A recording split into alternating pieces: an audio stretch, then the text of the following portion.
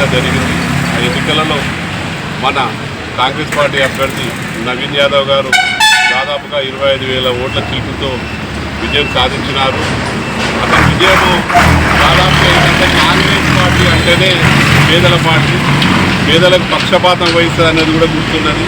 ఆ విధమైన ఎన్నికల్లో నవీన్ యాదవ్ గెలుపు మాత్రం ఖచ్చితంగా రేవంత్ రెడ్డి సర్కార్ గారు చేస్తున్నటువంటి అభివృద్ధి కార్యక్రమాలు భాగంగా ఆయన గెలుపు జరిగింది. అదేవిధంగా నేను చెప్పొచ్చేందుకు ఇంత పెద్ద హైదరాబాద్ జూబ్లీస్ ఎన్నికల్లో చదువుకున్న వాళ్ళందరూ కూడా కాంగ్రెస్ పార్టీకి ఓటేసారంటే రేవంత్ రెడ్డి ప్రభుత్వం మీద అందరికీ కూడా భరోసా ఉన్నది.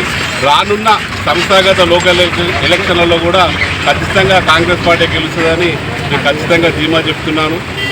జై కాంగ్రెస్.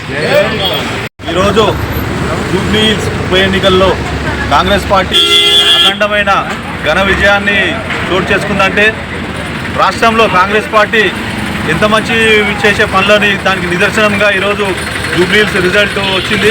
ఎందుకంటే ఎంతోమంది చదువుకున్న వాళ్ళు పెద్దవాళ్ళందరూ జూబ్లీహిల్స్లో ఉన్నారు. వాళ్ళందరూ గ్రహించబట్టినే ఈరోజు ఆ మెజారిటీతోటి గెలుపొందడం జరిగింది. టీఆర్ఎస్ వాళ్ళు అవాక్కులు పెవాక్కులు చెల్లించి ఏం చేస్తలేదు కాంగ్రెస్ పార్టీ ఏం చేస్తలేదు అనేసి అంటే ఏం చేసేపటికి వాళ్ళు ఈ మెజార్టీ వచ్చిందో అందరికీ వాళ్ళకి చెంపపెట్టేలాగా జూబ్లీహిల్స్ ప్రజలందరూ చూపించారు.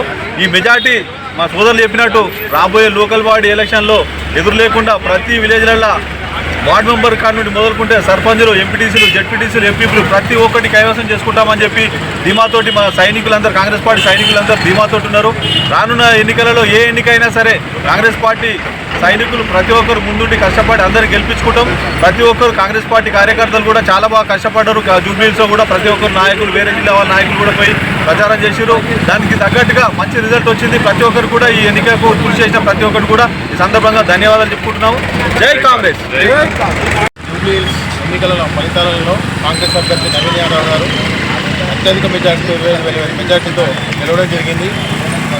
దీనికి టీఆర్ఎస్ పార్టీకి చెప్పబెట్టుగా నేను భావిస్తున్నాను. అబద్ధాల కూటమితో ప్రచారం చేసి 6 గ్యారెంటీలు అని చెప్పేసి అబద్ధాల కార్డుతో ప్రజలని మమేకం చేయాలని ఆలోచించారు. కానీ జూబ్లీహిల్స్ ప్రజలు చెప్పకు ఇవాళ టీఆర్ఎస్ గాలి పంచారైంది, కారు పోయింది. మరి రేవంత్ రెడ్డి గారి ఆధ్వర్యంలో ఈ 6 గ్యారెంటీలు అయితేనేమి, ఈరోజు బస్సు ఉచిత విద్య అయితేనేమి, కరెంట్ అయితేనేమి, సన్నబియ్యం అయితేనేమి, ఏవైతే పథకాలు రాష్ట్ర సంక్షేమ పథకాలు అమలు చేస్తున్నారో ఇది రాష్ట్రం మొత్తం మీద ప్రజలు చూస్తున్నారు. ప్రజానీకం మేము మరొకసారి హెచ్చరిస్తున్నాం టీఆర్ఎస్ వాళ్ళకు, ఇప్పటికైనా అబద్ధాల కూడా మార్చుకోండి. ఇదే పొరపాటు రానున్న స్థానిక ఎలక్షన్లలో ఖచ్చితంగా బుద్ధి చెప్తారు. 28లో కూడా కాంగ్రెస్ పార్టీ అఖండ విజయంతో గెలుస్తుందని చెప్పేసి మేము ధీమా చెప్తున్నాం. జూబ్లీహిల్స్ ప్రజానీకానికి ధన్యవాదాలు తెలుపుతూ జై కాంగ్రెస్.